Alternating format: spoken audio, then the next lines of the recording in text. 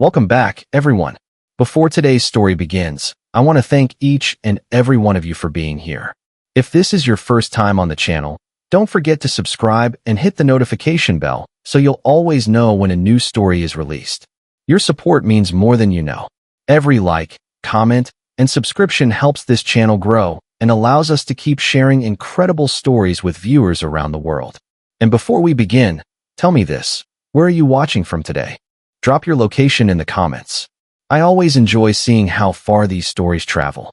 Now, grab a comfortable seat, relax, and let's dive into today's unforgettable story. You can't sell my house. Deborah Langford's scream cut across the front lawn just as the auctioneer raised his wooden gavel. The morning air smelled like wet grass, fresh printer ink, and the sharp citrus perfume Deborah always wore when she expected cameras. Neighbors crowded the sidewalk behind a line of county vehicles. A red and white auction sign leaned against the stone mailbox of her 7-bedroom mansion.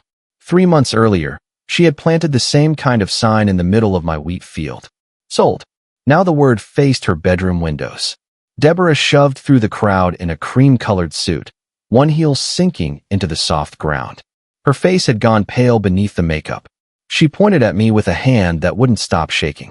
This is private property, Nolan. My property. I stood beside the court-appointed receiver with my father's green ledger tucked beneath one arm. The worn cover felt rough against my palm. I could still smell dust and machine oil in its pages.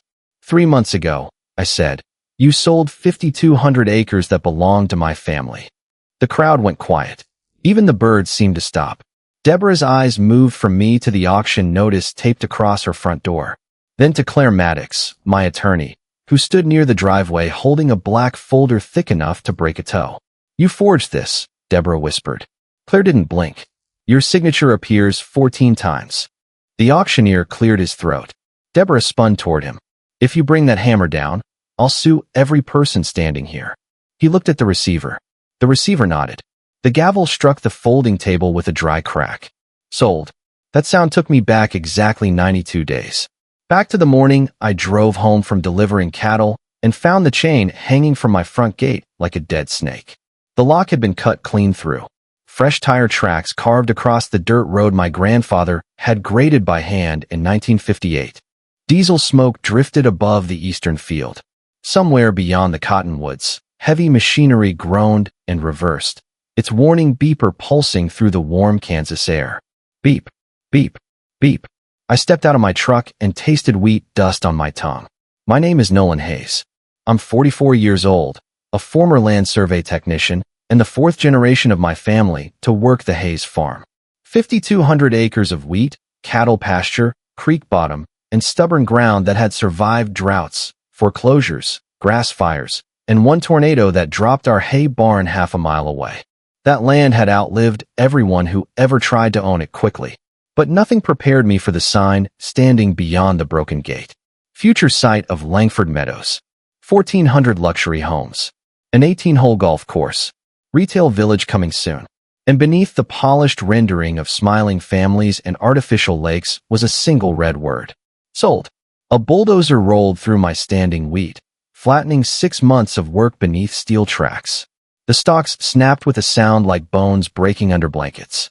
I ran toward the operator, waving both arms. He killed the engine.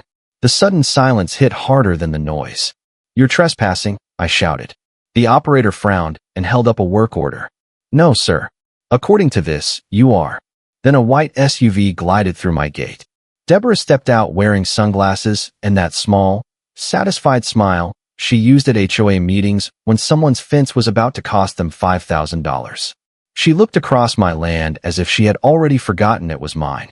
You should have accepted our first offer, she said. I never received an offer. Her smile widened. That's because we didn't need your permission. What Deborah didn't know was that the papers she used to steal my farm contained 5 home addresses, 5 personal guarantees, and the signatures that would eventually put her mansion beneath an auction hammer. Where are you watching from?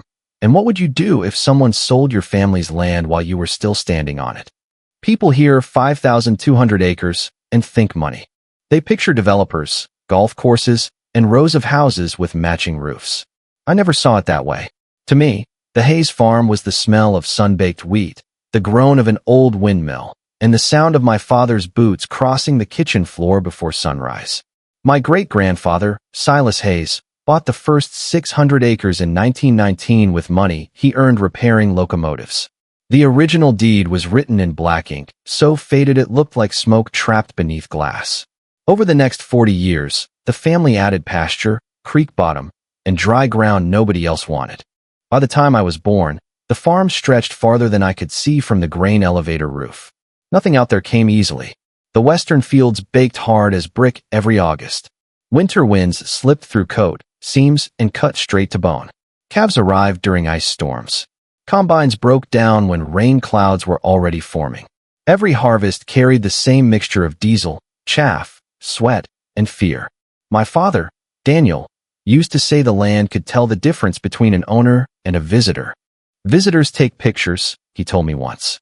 Owners notice what needs fixing. He taught me to check fence tension by sound. A good wire gave a low metallic hum when you struck it with a wrench. He taught me where the creek flooded first, which field held moisture longest, and why the cottonwood beside the old grain barn leaned north even though the wind usually came from the west. That tree mattered more than Deborah could ever understand. When my father died 6 years ago, we scattered his ashes beneath it at sunset.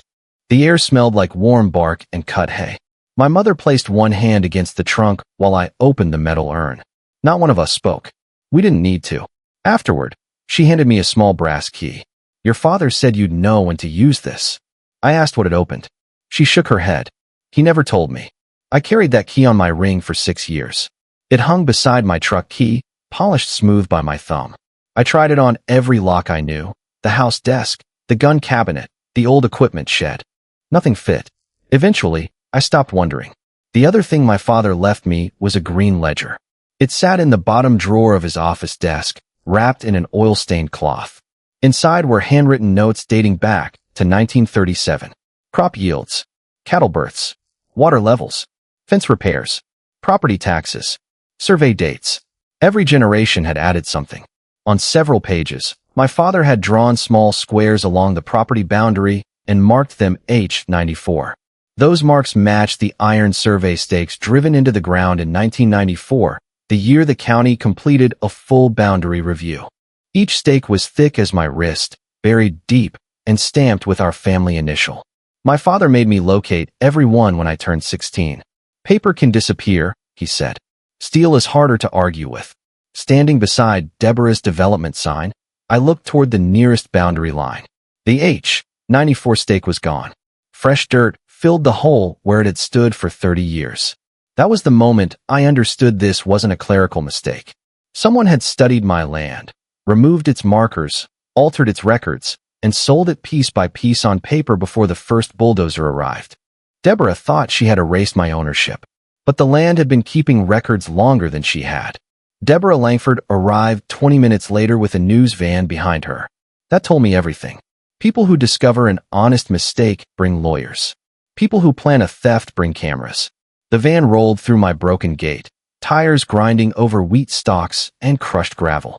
A reporter stepped out before the dust settled, followed by a cameraman carrying enough equipment to cover a governor's funeral.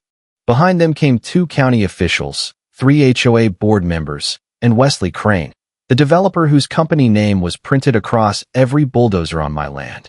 Deborah had changed since I saw her beside the sign. The sunglasses were gone. So was the smile.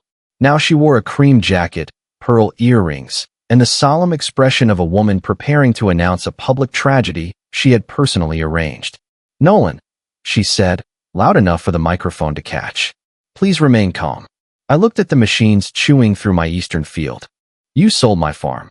She turned slightly toward the camera. Briar Ridge Estates acquired neglected agricultural property through a lawful community expansion process. Neglected. The word hit harder than an insult. That field had been planted 6 months earlier. The irrigation lines had been inspected 2 weeks ago. My cattle records were current down to the last vaccination. But Deborah spoke as if my family had abandoned the place and left weeds growing through the windows. Wesley Crane extended one hand. He was tall, silver-haired, and dressed in clean boots that had never touched manure. His cologne cut through the diesel fumes. Mr. Hayes, I understand this is emotional. I stared at his hand until he lowered it. You're standing in my wheat. His jaw tightened. According to the county title record, this property belongs to Langford Development Holdings. Deborah corrected him immediately. Briar Ridge Community Development Partnership. The speed of her answer made me look at her. Wesley looked too. For half a second, something passed between them. Not confusion. Warning. Then the reporter moved closer. Mr. Hayes, are you threatening to interfere with a project expected to create hundreds of jobs? That was Deborah's real talent. She could steal your boots, then ask why you hated shoemakers. I'm saying this land was never for sale. Deborah sighed into the microphone. The Hayes family received multiple notices. They failed to respond. The board acted to prevent continued deterioration and protect neighboring property values. No notice came to me. Our records show otherwise. Then show me. Her smile returned, smaller now. All documents are available through the proper legal channels. The bulldozers started again. Engines roared. Steel tracks rolled forward. The reporter raised her voice over the noise while the camera framed Deborah against the development sign. 1,400 homes. A golf course. A retail village. She pointed toward my pasture as if unveiling paradise. We are unlocking the future of this county.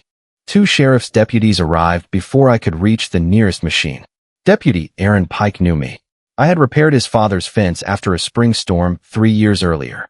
He avoided my eyes as he stepped between me and the construction crew. Nolan, the title office confirms they hold the deed. It's fraudulent. Maybe, but that has to be decided in court. This is my property. His hand settled near his belt. Right now, I need you to leave. The camera recorded every second as I was escorted down the road my grandfather built. At the gate, Deborah came close enough that only I could hear her. Her perfume smelled sweet and chemical in the heat. By the time you find a lawyer, she whispered, there'll be concrete over every acre that matters. Then she stepped back and smiled for the cameras. That afternoon, a construction schedule appeared online. Foundation work would begin in 21 days. I had 3 weeks to prove 5,200 acres still belonged to me. Deborah had bulldozers, county records, and a television crew. All I had was a missing survey stake, an old green ledger, and a brass key that opened nothing I knew. I found Claire Maddox through a rancher who had once spent 4 years fighting an oil company over 12 feet of pipeline easement. Her office sat above a hardware store in a town 30 miles east, the stairwell smelling of sawdust, old coffee, and summer heat. Claire listened without interrupting while I spread copies of the online title record across her desk. When I finished, she tapped one page with a red pen. They didn't steal your land with bulldozers, she said. They stole it with filing stamps. By noon, she had filed for an emergency injunction. By 3, we were standing in a county courtroom beneath fluorescent lights that hummed like trapped insects. Deborah's attorneys occupied an entire table. 3 men in dark suits. 2 laptops. Leather binders stacked in perfect rows. Claire had 1 folder. The judge reviewed the electronic deed, the annexation resolution, and the development contract. I watched his eyes move across documents carrying signatures I had never seen. Mr. Hayes, he said, the current record identifies Briar Ridge as the lawful owner. The record is wrong. That may eventually be proven. But the court requires evidence, not family history. Claire argued that active construction could permanently damage the property before we obtained the original records. Deborah's lead attorney stood slowly. Every hour of delay threatens a $31 million development and hundreds of future jobs. The judge denied the injunction. His gavel made a soft sound. Not dramatic, not loud, just final enough to let the bulldozers keep moving. The title office closed its doors next. A clerk behind thick glass told me the transfer had been reviewed, notarized, and recorded. When I asked to inspect the original submission, she slid a request form under the window. Processing time is 6 to 8 weeks. I have 18 days before they pour foundations. She gave me the tired look of someone trained to survive other people's emergencies. Then you should have filed sooner. The bank called before I reached my truck. My operating line had been frozen. Their system showed I had pledged collateral I no longer owned. Until the dispute was resolved, they would not release money for feed, fuel, repairs, or payroll. That evening, the cattle buyer canceled our contract. He sounded embarrassed. I can't send trucks onto disputed property, Nolan. My insurer won't cover it. By the next morning, Deborah had blocked the south access road with concrete barriers. Security guards stood beside them in yellow vests, checking vehicles against the developer's list. My name wasn't on it. Then the water stopped. Someone had shut the main irrigation valve near the eastern boundary and chained the control box. The wheat began curling at the edges beneath 96-degree heat. The cattle crowded around half-empty troughs, their hooves beating dry earth into powder. I hauled water until sunset. Every trip took 40 minutes. Every gallon cost money the bank would no longer lend me. Online, Deborah posted a polished video from the construction site. She stood beneath a white canopy and promised that Langford Meadows would bring responsible growth to underused land. Underused. Behind her, one of Wesley Crane's excavators tore through the fence my father and I built when I was 19. That night, I sat alone in the old grain barn. The air was thick with chaff, grease, and the sour smell of sweat dried into my shirt. Beyond the walls, machines worked under floodlights. Metal struck stone. Engines groaned. Backup alarms pulsed through the darkness. 14 days remained. Claire had no original deed. The county had no urgency. The bank had no patience. For the first time, I considered taking Deborah's settlement offer. Then I reached for my father's canvas jacket hanging beside the workbench. Something slipped from the pocket and struck the concrete. A small brass key spun once beneath the light. I picked it up. Across the barn, behind an old drill press, stood a steel cabinet I had not opened since my father died. For the first time in 6 years, I looked closely at its lock. The brass key slid into the cabinet lock like it had been waiting for me. For 1 second, nothing happened. Then the mechanism clicked. The sound was small, almost polite, but it cut through the grain barn louder than the machinery outside. I pulled the steel door open. A cloud of dust rolled into my face, carrying the dry smell of paper, rust, and old machine oil. Inside were 6 canvas folders tied with cotton cord. My father's handwriting covered the first one. Hayes Land Records, do not destroy.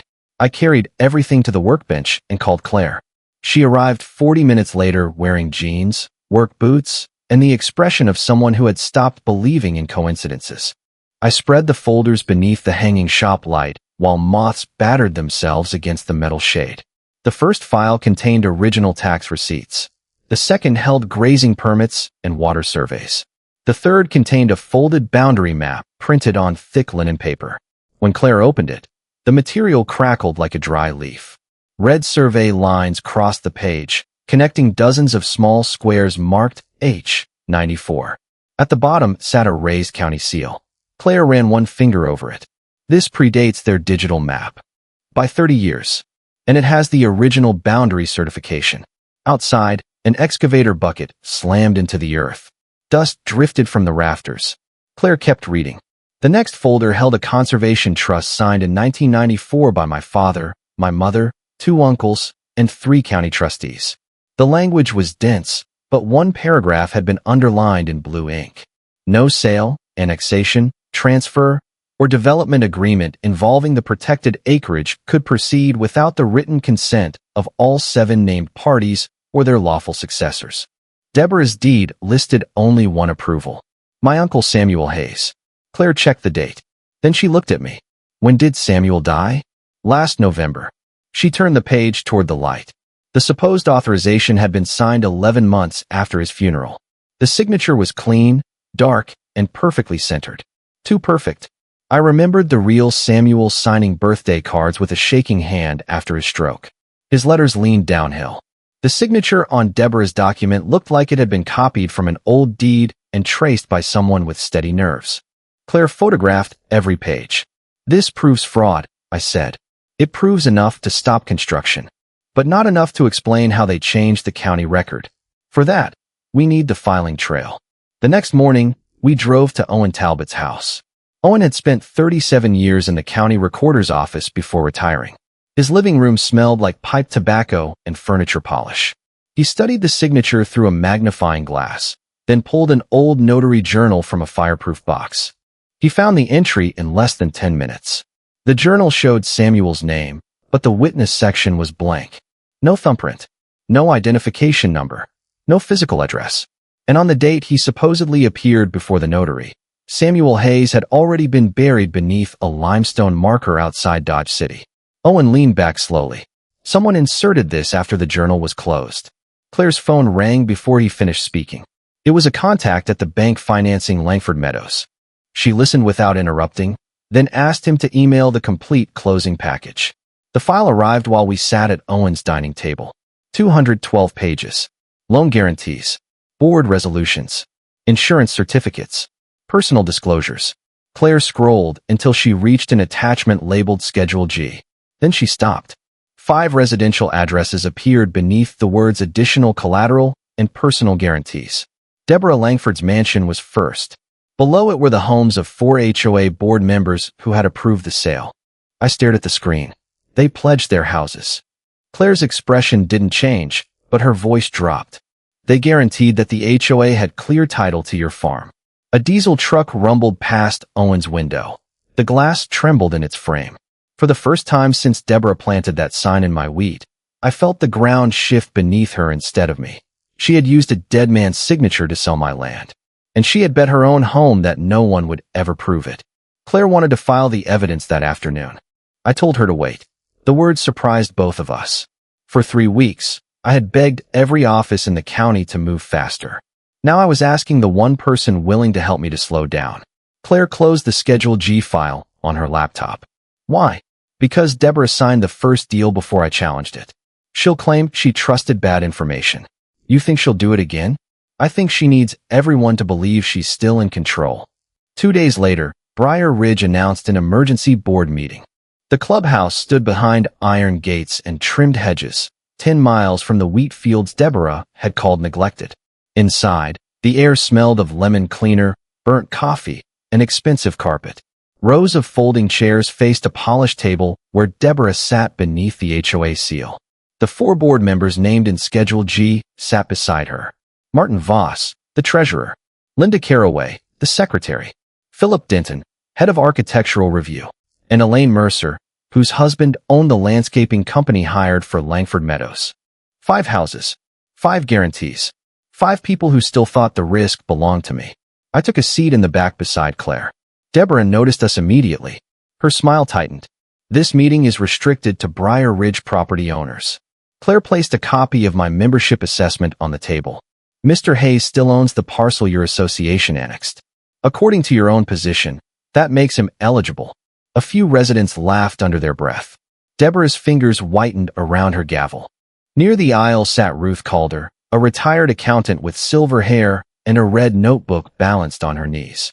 She had contacted Claire after noticing money from the farm sale moving through 3 consulting companies she did not recognize. Ruth didn't look at us. She only pressed the record button on the phone inside her purse. Deborah called the meeting to order. For 20 minutes, she described me as an obstructionist, a failed farmer, and a threat to economic progress. Charts appeared on a screen behind her. Projected tax revenue, new jobs, rising property values. No mention of a dead man's signature. No mention of 5 homes pledged as collateral. Then Deborah introduced a resolution reaffirming the board's authority to acquire, transfer, and develop the Hayes acreage. Claire leaned close. This is your second signature. I stood before the vote. The room shifted behind me. Chairs creaked. Someone coughed. Before you sign, I said, are you aware that ownership of the farm is formally disputed? Deborah laughed. This again. I'm asking the board. Martin Voss glanced toward her. She answered for all of them. The title was reviewed by counsel, the county, and the lender. Have each of you read the closing documents? Elaine Mercer looked down. Philip Denton shuffled his papers. Deborah lifted her chin. I never signed anything I haven't read. The sentence landed exactly where I needed it. And you're certain the HOA held clear title when the land was sold? Absolutely. Certain enough to confirm that in writing today? Her eyes narrowed. Then she slid the resolution toward Martin. One by one, 5 pens touched paper. Scratch. Pause. Scratch. The sound was faint, but I heard every stroke. Ruth kept her hand inside her purse. Claire watched the signatures appear. Deborah signed last, pressing hard enough to leave an impression on the pages beneath. She raised the document for the room to see. This harassment ends tonight. I looked at the 5 names. No, I said. Tonight is when it becomes intentional. The room went silent. Deborah's smile faltered for less than a second. Then she ordered security to remove me. As I reached the door, Ruth stood to ask about unexplained consulting payments. Deborah cut off her microphone and adjourned the meeting. Outside, under the hiss of lawn sprinklers, Ruth handed Claire the red notebook and her phone. Inside were bank transfers, private emails, meeting recordings, and proof that every board member had been warned about the disputed title before signing again. Deborah thought she had strengthened her defense. What she had really done was remove her last excuse. The bank meeting began at 8 the next morning. No polished clubhouse, no television cameras, just a glass conference room, 3 attorneys, 2 loan officers, and a mahogany table cold enough to feel through my sleeves. Claire placed 4 items in front of them. Samuel's death certificate, the altered notary journal, the 1994 Conservation Trust, and the recording of Deborah saying she had read every document before signing again. Nobody spoke for almost a minute. The bank's senior counsel, Gerald Knox, removed his glasses and rubbed the bridge of his nose. "If this is authentic," he said, "the HOA never held transferable title." "It's authentic," Claire replied. "And if the development loan was secured by fraudulent collateral, your $31 million becomes exposed." The ventilation system hummed above us. Somewhere beyond the glass wall, a printer spat out paper in steady mechanical bursts. Knox turned toward me. "What exactly do you want, Mr. Hayes?" "My land back. That is a court matter. I also want the irrigation repaired, the fences rebuilt, the cattle losses covered, and every dollar stolen from Briar Ridge residents returned." One of the loan officers leaned forward. "The residents guaranteed portions of the project through their assessments." "Not the residents," I said. "The 5 board members who signed Schedule G." Claire opened the agreement. Deborah Langford and 4 others had pledged their private homes as additional collateral. Their signatures guaranteed that the HOA held clear title and that no material dispute existed. Both statements were false. I slid Ruth Calder's notebook across the table. "It also shows where part of your loan went." The bank attorneys studied the transfers. Consulting fees to Deborah's brother. Landscape deposits to Elaine Mercer's husband. Advisory payments routed through a company registered to Martin Voss. Knox's face changed. Not anger. Calculation. Banks don't panic the way people do. They measure the size of the fire, close every door, and decide which wall can be sacrificed. Claire gave them our proposal. The bank would support an immediate title challenge and freeze all remaining construction funds. In return, the recovery rights tied to the 5 personal guarantees would be transferred into a court-supervised restoration trust. That trust would repair the farm, reimburse innocent residents, and cover documented losses. No ordinary homeowner would lose a house. No family would be punished for a board's fraud. Only the people who signed, profited, and lied would carry the debt. Knox read the proposal twice. Then he asked, "What happens to Langford Meadows?" I looked through the glass at the flat Kansas horizon. "It stops." The bank froze the project before lunch.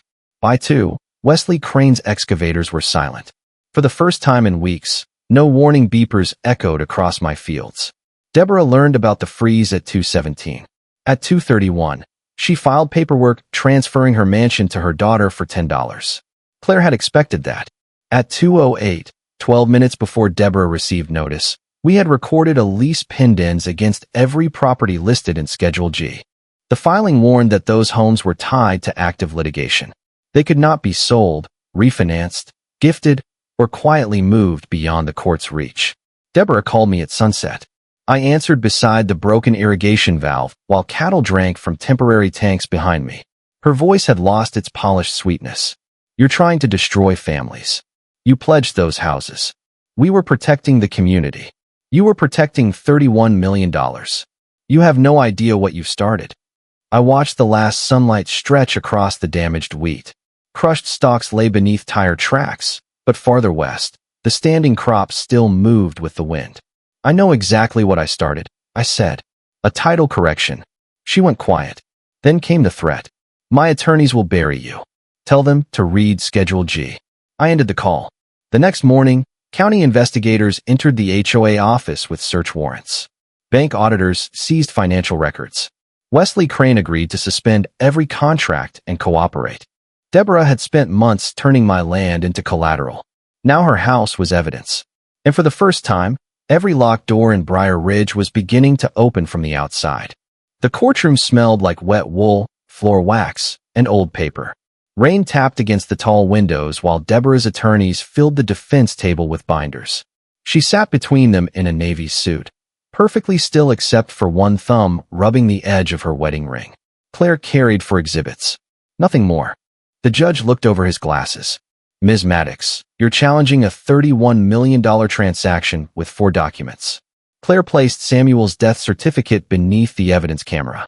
I'm challenging it with 1 dead man. The date appeared on every monitor in the room. Samuel Hayes had died 11 months before the authorization carrying his signature. A murmur moved through the gallery. Claire added the notary journal. The original page showed no identification number, no witness signature, and ink that Owen Talbot confirmed had been added after the book was officially closed. Then came the 1994 Conservation Trust. The paper crackled as Claire unfolded it. 7 signatures were required for any sale, annexation, or development of the Hayes acreage. Deborah's transaction had 1. A forged one. Her lead attorney stood. My client relied on county records and professional counsel. Claire pressed a button. Deborah's recorded voice filled the courtroom. I never signed anything I haven't read. The words sounded smaller through the speakers than they had in the clubhouse. Claire displayed the second board resolution, signed after I had publicly warned them that ownership was disputed. 5 names. 5 fresh signatures. 5 people confirming a deal they knew might be fraudulent. Deborah stopped rubbing her ring. Claire placed Schedule G beneath the camera last. The 5 home addresses appeared on the screen. Additional collateral. Personal guarantees. Clear title warranted by the undersigned. The judge leaned forward. Deborah's attorney asked for a recess. The request was denied. For the next 2 hours, the bank's lawyers explained how the HOA had secured financing with land it did not own. Ruth Calder traced consulting payments through shell companies. Owen described the altered journal. Wesley Crane admitted Deborah had rushed the closing and threatened to take the project elsewhere if he requested another title review. By noon, the rain had stopped. The judge returned at 1:14. His decision took 7 minutes.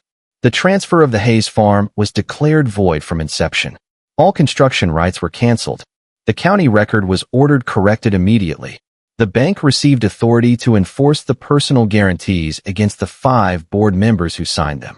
Ordinary Briar Ridge residents were released from project liability. Deborah and her allies were not. The gavel struck once. A dry crack. The same sound I had heard in my head every night since the bulldozers entered my wheat. Outside, reporters surrounded Deborah on the courthouse steps. She blamed the bank. She blamed Wesley. She blamed her attorneys. She even blamed me. But signatures don't care who gets blamed. They only remember who held the pen. 2 weeks later, a court-appointed receiver posted auction notices on 5 Briar Ridge homes. Martin Voss resigned first. Linda Caraway tried to refinance. Philip Denton claimed he had never read Schedule G. Elaine Mercer's husband removed landscaping equipment from their garage after midnight. Deborah stayed loud until the red and white sign appeared on her lawn. That morning, wet grass darkened my boots as I stood beside Claire and the receiver. Neighbors gathered along the sidewalk. Some came for justice. Others came because they had spent years afraid of the woman now shouting from her front porch. "You can't sell my house," Deborah screamed. The auctioneer raised his gavel. She pushed toward me, her perfume sharp in the cold air. "This is theft." I held my father's green ledger beneath one arm. "No," I said. "The theft happened on my farm." Her face tightened. "You did this." I looked at the signature printed at the bottom of Schedule G. "I didn't take your home, Deborah." The gavel fell. "Sold." The sound rolled across Briar Ridge and disappeared into the morning. I watched the auction sign tremble beside her mailbox. "Your signature did." The first thing I repaired was the south fence. Not the farmhouse. Not the irrigation controls. The fence. My father had taught me that boundaries meant nothing if nobody maintained them. So on the first clear morning after the ruling, I carried a post driver into the eastern field and found the empty hole where the H-94 survey marker had stood. The air smelled of damp soil, diesel, and crushed wheat. Claire had recovered the original iron stake from a storage container behind Wesley Crane's equipment yard.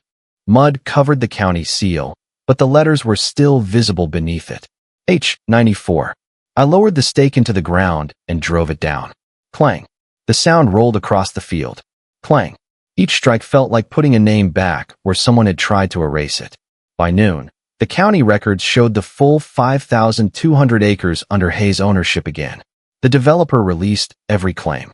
The bank-funded restoration trust paid for new fencing, replacement irrigation lines, livestock losses, legal expenses, and the wheat destroyed during construction. The money did not come from ordinary Briar Ridge families. It came from the 5 houses listed in Schedule G. That mattered to me. Justice stops being justice when innocent people are crushed beneath it. Deborah had spent years hiding behind the phrase community standards, but most of the community had never seen her private contracts. They had not forged Samuel's signature. They had not removed my survey stakes. They had not signed personal guarantees while secretly routing money into family businesses.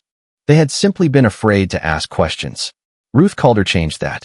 She stood at the first HOA meeting after the auction with her red notebook open on the table. The clubhouse smelled like fresh coffee instead of Deborah's perfume. Nobody sat beneath the old gold HOA seal. The residents voted to dissolve the previous board, release the association from the development agreement, and publish every financial record from the last 7 years. The vote was unanimous. Martin Voss and Elaine Mercer faced fraud charges.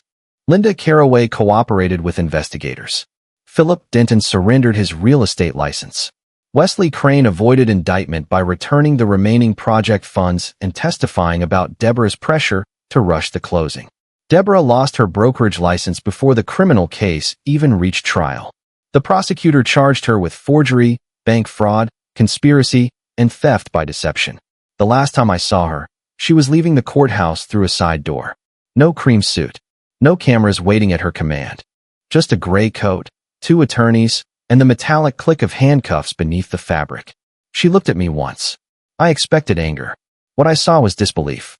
She still could not understand how a farmer she considered powerless had beaten her. But I hadn't beaten her. The records had. By late September, the damaged wheat had been cleared.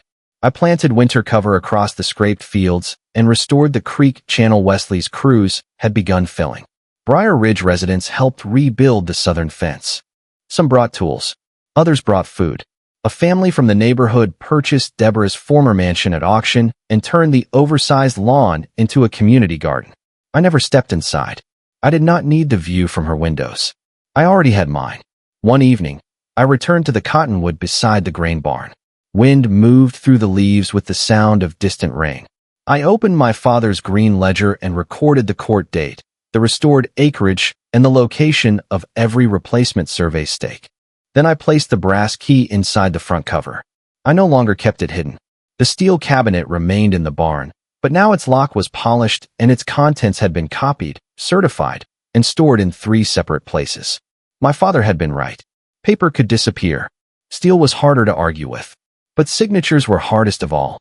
Deborah believed ownership belonged to whoever controlled the paperwork. She learned too late that paperwork remembers every lie, every promise, and every hand that held the pen. The farm never asked for revenge. It only needed the truth put back on the record. Justice wasn't loud. It sounded like an iron stake driven into Kansas soil. And once it arrived, it stayed.